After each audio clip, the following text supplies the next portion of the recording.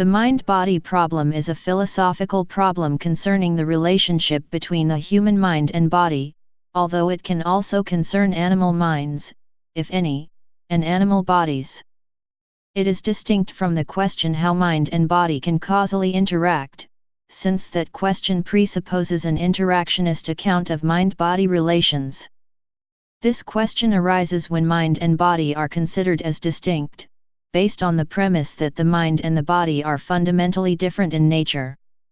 The problem was addressed by René Descartes in the 17th century, resulting in Cartesian dualism, and by pre-Aristotelian philosophers, in Avicennian philosophy, and in earlier Asian traditions. A variety of approaches have been proposed. Most are either dualist or monist. Dualism maintains a rigid distinction between the realms of mind and matter. Monism maintains that there is only one unifying reality, substance, or essence in terms of which everything can be explained. Each of these categories contain numerous variants. The two main forms of dualism are substance dualism, which holds that the mind is formed of a distinct type of substance not governed by the laws of physics, and property dualism, which holds that mental properties involving conscious experience are fundamental properties, alongside the fundamental properties identified by a completed physics. The three main forms of monism are physicalism, which holds that the mind consists of matter organized in a particular way, idealism, which holds that only thought truly exists and matter is merely an illusion, and neutral monism, which holds that both mind and matter are aspects of a distinct essence that is itself identical to neither of them. Several philosophical perspectives have been developed which reject the mind-body dichotomy. The historical materialism of Karl Marx and subsequent writers, itself a form of physicalism, held that consciousness was engendered by the material contingencies of one's environment. An explicit rejection of the dichotomy is found in French structuralism, and is a position that generally characterized post-war French philosophy. The absence of an empirically identifiable meeting point between the non-physical mind, if there is such a thing, and its physical extension has proven problematic to dualism, and many modern philosophers of mind maintain that the mind is not something separate from the body. These approaches have been particularly influential in the sciences, particularly in the fields of sociobiology, computer science, evolutionary psychology, and the neurosciences. An ancient model of the mind known as the five aggregate model explains the mind as continuously changing sense impressions and mental phenomena. Considering this model, it is possible to understand that it is the constantly changing sense impressions and mental phenomena, i.e., the mind, that experiences/analyzes all external phenomena in the world as well as all internal phenomena including the body anatomy, the nervous system as well as the organ brain. This conceptualization leads to two levels of analyses, i. Analyses conducted from a third-person perspective on how the brain works, and 2. Analyzing the moment-to-moment manifestation of an individual's mind stream, analyses conducted from a first-person perspective. Considering the latter, the manifestation of the mind stream is described as happening in every person all the time, even in a scientist who analyzes various phenomena in the world, including analyzing and hypothesizing about the organ brain. Mind-body interaction and mental causation. Philosophers David L. Robb and John H. Heil introduce mental causation in terms of the mind-body problem of interaction. Mind-body interaction has a central place in our pre-theoretic conception of agency. Indeed, mental causation often figures explicitly in formulations of the mind-body problem. Some philosophers insist that the very notion of psychological explanation turns on the intelligibility of mental causation. If your mind and its states, such as your beliefs and desires, were causally isolated from your bodily behavior, then what goes on in your mind could not explain what you do. If psychological explanation goes, so do the closely related notions of agency and moral responsibility. Clearly, a good deal rides on a satisfactory solution to the problem of mental causation. There is more than one way in which puzzles about the mind's causal relevance to behavior, and to the physical world more generally, can arise. Set the agenda for subsequent discussions of the mind-body relation. According to Descartes, minds and bodies are distinct kinds of substance. Bodies, he held, are spatially extended substances, incapable of feeling or thought. Minds, in contrast, are unextended, thinking, feeling substances. If minds and bodies are radically different kinds of substance, however, it is not easy to see how they could causally interact. Princess Elizabeth of Bohemia puts it forcefully to him in a 1643 letter. How the human soul can determine the movement of the animal spirits in the body so as to perform voluntary acts, being as it is merely a conscious substance. For the determination of movement seems always to come about from the moving body's being propelled to depend on the kind of impulse it gets from what sets it in motion, or again, on the nature and shape of this latter thing's surface. Now the first two conditions involve contact, and the third involves that the impelling thing has extension, but you utterly exclude extension from your notion of soul, and contact seems to me incompatible with a thing's being immaterial. Elizabeth is expressing the prevailing mechanistic view as to how causation of bodies works. Causal relations countenanced by contemporary physics can take several forms, not all of which are of the push-pull variety. David Robb and John Heil, Mental Causation in the Stanford Encyclopedia of Philosophy. Contemporary neurophilosopher, George Nordhoff suggests that mental causation is compatible with classical formal and final causality. Biologist, theoretical neuroscientist, and philosopher, Walter J. Freeman, suggests that explaining mind-body interaction in terms of circular causation is more relevant than linear causation. In neuroscience, much has been learned about correlations between brain activity and subjective, conscious experiences. Many suggest that neuroscience will ultimately explain consciousness. Consciousness is a biological process that will eventually be explained in terms of molecular signaling pathways used by interacting populations of nerve cells.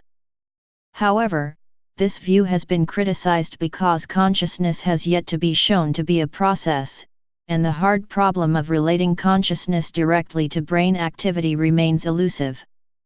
Cognitive science today gets increasingly interested in the embodiment of human perception, thinking, and action.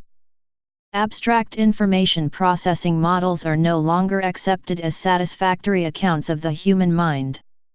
Interest has shifted to interactions between the material human body and its surroundings and to the way in which such interactions shape the mind. Proponents of this approach have expressed the hope that it will ultimately dissolve the Cartesian divide between the immaterial mind and the material existence of human beings. Damasio, 1994, Gallagher, 2005. A topic that seems particularly promising for providing a bridge across the mind-body cleavage is the study of bodily actions, which are neither reflexive reactions to external stimuli nor indications of mental states, which have only arbitrary relationships to the motor features of the action, e.g., pressing a button for making a choice response. The shape, timing, and effects of such actions are inseparable from their meaning. One might say that they are loaded with mental content, which cannot be appreciated other than by studying their material features. Imitation, communicative gesturing, and tool use are examples of these kinds of actions. George Goldenberg, How the Mind Moves the Body, Lessons from Apraxia in Oxford Handbook of Human Action. Neural correlates. The neural correlates of consciousness are the smallest set of brain mechanisms and events sufficient for some specific conscious feeling, as elemental as the color red or as complex as the sensual, mysterious, and primeval sensation evoked when looking at jungle scene.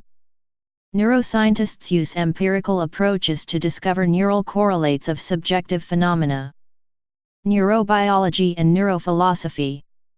A science of consciousness must explain the exact relationship between subjective conscious mental states and brain states formed by electrochemical interactions in the body, the so-called hard problem of consciousness. Neurobiology studies the connection scientifically.